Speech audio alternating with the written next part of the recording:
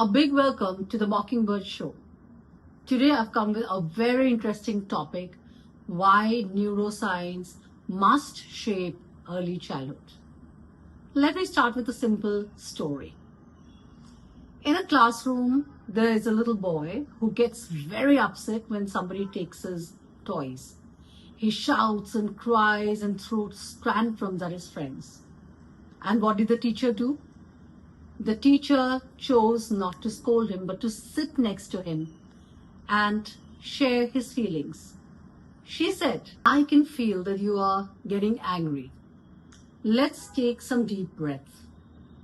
She helped the child to take deep breath, and then she asked, what can we do now? The child in the beginning struggled, but over a period of time, they started practicing this regularly, and when one day another child took his toy, he, instead of reacting, responded. He waited. He took deep breath, and then he was more coordinated. So what did the teacher help in doing? She helped the child build the brain architecture. Early childhood is more than literacy and numeracy. In many places, it comes along with a lot of early learning experiences. When we talk about early childhood education, we are thinking about a child reading fluently, ability to write, the ability to memorize, and so forth. But there are many aspects related to early childhood development. The child, besides developing the literacy and the numeracy skills, also need to learn emotional self-regulation. Their sensomotor needs to be developed, their cognitive abilities need to be developed, their executive functions need to be developed. So there's a plethora of things that need to be done with the child, and it cannot be limited to only literacy and numeracy skills. So much of activities need to be done with the children so that they are able to understand their own emotions, they are able to be mindful, they are able to be social, they are able to play with each other, they are doing collaborative play and so forth. So these years are actually shaping the child's brain, and so the educators and the parents need to understand that it is not limited only to literacy and numeracy skills. Now we talk a lot about the playway method of learning. Yes, the playway method of learning is so crucial, because for a child, play is what it is for a bird to fly. So the child who learns through play learns it deep. The concepts are deep within. So play helps the child to understand experimenting, negotiating, collaborative skills, peer relationships, ethics and morals, and so much more. So the child is learning, and at the same time they are developing all these social and emotional skills that they need. And play is a very strong mode of learning. Besides that, I would also talk about storytelling, how story helps in developing the child understand a problem, solve a problem, look at it from different angles. And storytelling is a very big tool which helps in developing a positive self-image and also in giving the 21st century skills to the children. So here, when the brain architecture is developing, storytelling comes as a big tool for the child's learning experiences. Well, at this point, I would like to share something which is very close to my heart. I have come up with the PeaCept for early years, a brain-based framework for peace education. And the courses have started. I've started the level 1 courses. These are certificate courses. And anybody who is interested, any educator, parent, enthusiast who would want to know more about how a child can be more socio-emotionally developed, how they develop the peace building skills, which is not only the inner peace but social peace and peace with the environment, you may register for the course. We have 4 levels of this course, And I've started with the level 1 training, and next would be the level 2, and then level 3, and level 4 would be a master trainer course.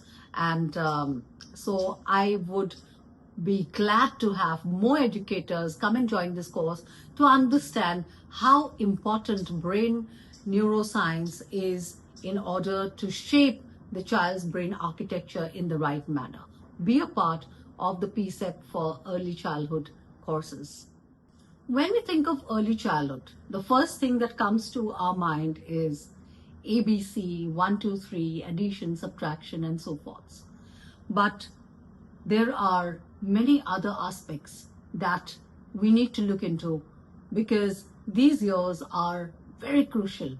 I would not say literacy and numeracy skills are not important. They are important. But at the same time, we need to see that the child's brain architecture, which is formed during this year, is influenced by the environment around the child. So what kind of environment are we giving the child? What kind of feelings the child is having, because the neural pathways are formed during that time. A child is born with 1,000 neurons, but these neurons are connected and they form synapses with the experiences the child have in the early childhood years from the environment. So if the environment is congenial, it has love, security, safety, lot of people who understands the child, then the child develops a positive mindset. Whereas if a child feels that the environment is insecure, unsafe, cruel, the child will develop very negative kind of, synapses. So every small action like a smile, a hug, or meaningful conversation makes the child develop very positive self-esteem. And at the same time, if we are not really good with the child, it creates anxiety, stress, and all those emotions in the child's mind. Emotional well-being, the foundation of learning. Neuroscience tells us that before learning happens, it is the emotional well-being that comes into the scene.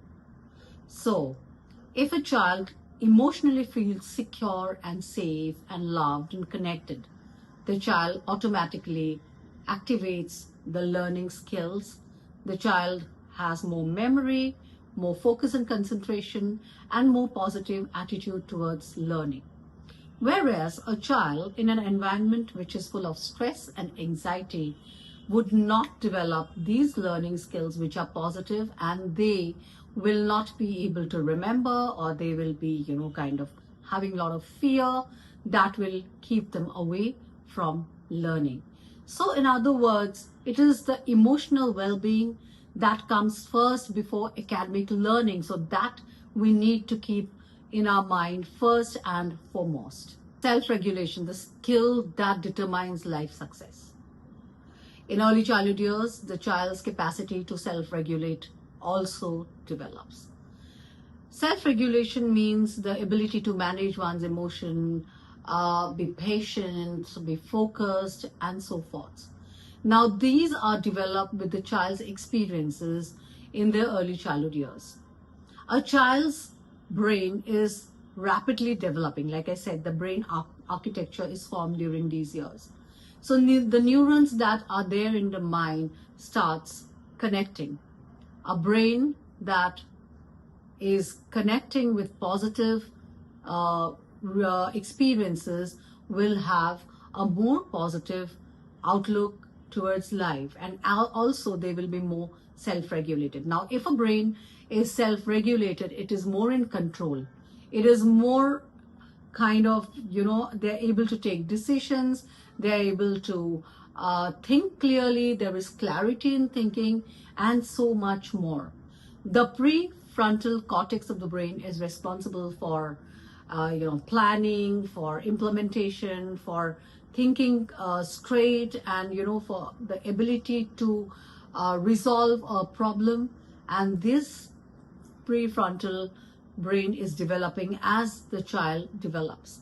And when they have the right kind of environment to support it, they will be children who have the 21st century skills of problem solving, critical thinking, and so forth. Well, children learn self-regulation when the adults help them do it. The adults need to make them understand how to label emotions, how to understand and name the emotions, and at the same time regulate these emotions, be mindful of the emotions. And these things are guided experiences which the child would learn from the adult, who is either the educator or the caregiver or the mother. So these emotional self-regulation tactics are actually inherited by the child from the adults around him or her. So the adult also needs to be very emotionally self-regulated when they are dealing with children in the early childhood years. The parents and educators shape a child completely, I would say. And as a result, there is so much of mindful things that we need to do around a child. We need to be careful, we need to be involved, we need to give our attention, and small activities like storytelling, listening to the child's questions intently, answering those questions, showing loving gestures like a hug, being compassionate, being empathetic, helps a child develop very positive neural pathways. So it is our duty to be loving and caring around the child, because they understand their self-image is made during these early childhood years. So the parents and educators are not only just parents and educators, but they are the brain architects of each child that they interact with and they are taking care of. Building peaceful brains. When we look at the world situation today, we realize something very powerful.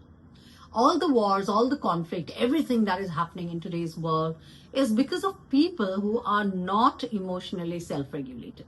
These are shaped in the early childhood years. Like I said, a child learns kindness, empathy, compassion, love for one another, harmony, tolerance, inclusion during these very formative years of their life. So early childhood is not just some education, it is preparing the child for their entire life. It is something that marks a child's academic development, life success, the child's happiness quotient, and all of it. So these are such crucial years in a child's life. Parents and early childhood educators need to understand, everybody needs to understand the importance of these 0 to 6 years and how influencing they are to a child. Every adult whose behavior is reflected in his or her early childhood years, it's so clear. I can clearly read an individual and can tell them that what has actually happened to them in their early childhood years that make them react to certain situation in such manner and so forth. It is so life defining. Neuroscience explains us very clearly that the brain is very plastic, very sensitive and responsive during these early childhood years, which means opportunity is enormous. Because we nurture the brains and hearts of young children, we are actually shaping humanity. Thank you so much for being a part of the Mockingbird Show, and keep joining, keep connecting, stay connected. If you have not yet subscribed to the channel, please do so. If you have any questions, feel free to inbox and I'll definitely get back to you. Thank you so much for joining me in this episode, and let us remember that a child who is peaceful is a child who is joyful.